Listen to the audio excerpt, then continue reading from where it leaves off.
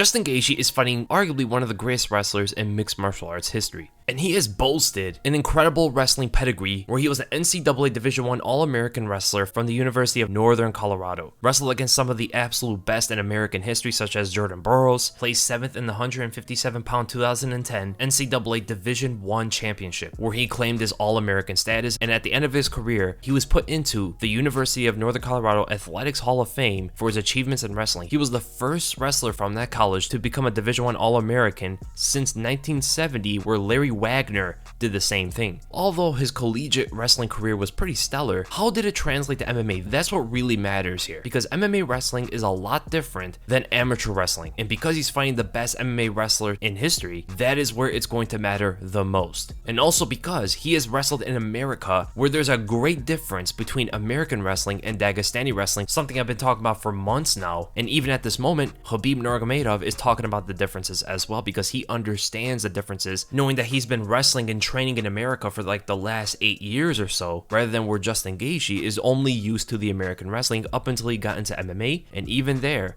had to have been a limited amount of times where he has trained and sparred against different regions of wrestling around the world. Gaethje has talked about his absence of wrestling in his mixed martial arts career, especially mid to later on. Early in his career, he was wrestling a lot actually, but he has talked about how it gasses him out due to how explosive and how energy expending his wrestling style is. He talked about even in college, he was a very defensive wrestler, just stopping takedowns so he can go through all the rounds at a more comfortable pace. He exerts himself when he wrestles the opponent, so he wants to stop it entirely and make it a stand-up game where it complements his cardio a lot more. And what do you see from his wrestling style? Lightning quick, explosive sprawls, too many variations of rolls, Granby rolls, Peterson rolls, pretty much flipping over to get the opponent to roll over them, in a huge explosive movement, allowing him to stand up or completely reverse the position where he will end up on top of the opponent. And he quickly disrupts the balance, elevating the opponent at all times, even if he doesn't get the rolls. Now, if he ever gets in a more compromised position where the opponent's going for a submission or he's on the ground and he cannot scramble his way out of the position, he'll go for high-powered slams, whether they have a triangle choke on him, an arm bar, or they have his back. Doesn't matter. This is super risky because it can put himself deeper into the submission if he doesn't knock the opponent out or break the grip. The other thing he does if he finds himself on the ground, he simply gives up his back and tries to stand up, fighting off the grip. Very traditional wrestling-esque. And he's even shown this as late as his Michael Johnson fight, which is a huge thing. He's been doing his entire MMA career, and it's a huge problem going to a fight with Khabib Nurmagomedov, who absolutely capitalized in this position where other fighters could not. Michael Johnson, for example, got Justin Gaethje down against the cage. Gaethje gave up his back instinctively, stemming from his wrestling days. You know, in wrestling, you don't want to ever put your back on the ground, right? It's an instinct they developed for years, and he's been wrestling for, you know, about 25, 26 years up to that point. So giving up the back is the thing you want to go to when you're instinctively wrestling, but that is only going to expose your neck, expose your back, and Michael Johnson lacks that Brazilian Jiu-Jitsu department or lacks that MMA grappling department, judo skills, and all sorts of ways you can go and submit the opponent and capitalize on this dominant position. So what you see Michael Johnson do, he just literally lets him stand up and tries to punch him in the clinch, where Khabib will use this opportunity to work wrist rides, grab onto the wrist controls, and Dagestani handcuffs, and put Justin Gaethje, while they're in this position, put him in the position you saw Khabib put Michael Johnson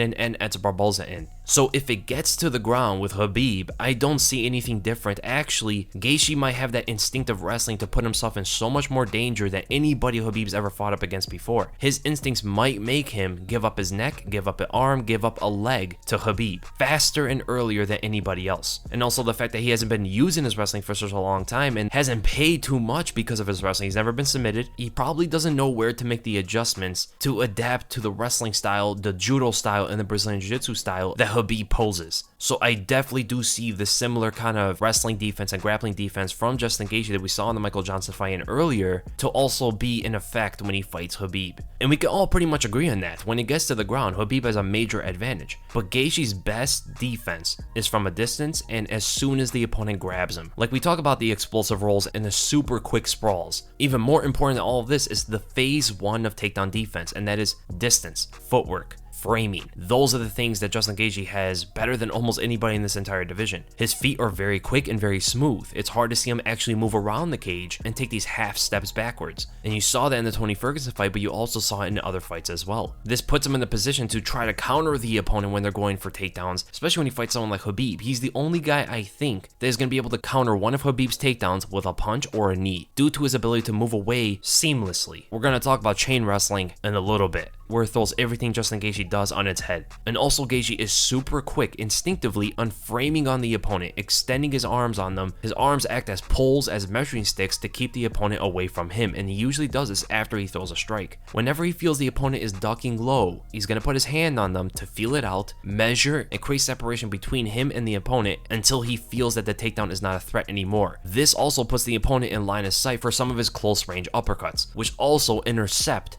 a takedown, making it far too dangerous for the opponent to shoot in on him when he's already framing. And one more thing that Justin Gaethje does that's a little bit different that I've ever seen anybody ever do before is when opponents feint takedowns on him, he will duck and meet them head on. He covers up high, he ducks low, and he meets them, causing a collision. Because of the collision, the takedown gets thwarted and he's able to push away the opponent or get that quick overhook and underhook like he did against Dustin Poirier. So looking at the few moments he's ever wrestled his entire MMA career, you know he's a very powerful, fast twitch, explosive wrestler. And like I said in the beginning, it's very energy expending. It's something he knows about himself very well. And there's a huge problem going to a fight with Khabib, in my opinion. Khabib is a chain wrestler. Everybody who has tried to wrestle Justin Gaethje only shot one takedown on him before they completely disengaged from it. Nobody has ever chain wrestled him. They met his wrestling type with an explosive one-shot takedown, right? They try to explode on him, he explodes the defendant, and then they disengage. He wins those exchanges because they don't chain wrestle. They don't shoot in again after the first takedown. For instance, when you look at those sprawling positions, someone like Khabib is going to chain wrestle. He loves these kind of positions because he's able to work on you and push you up against the cage from there.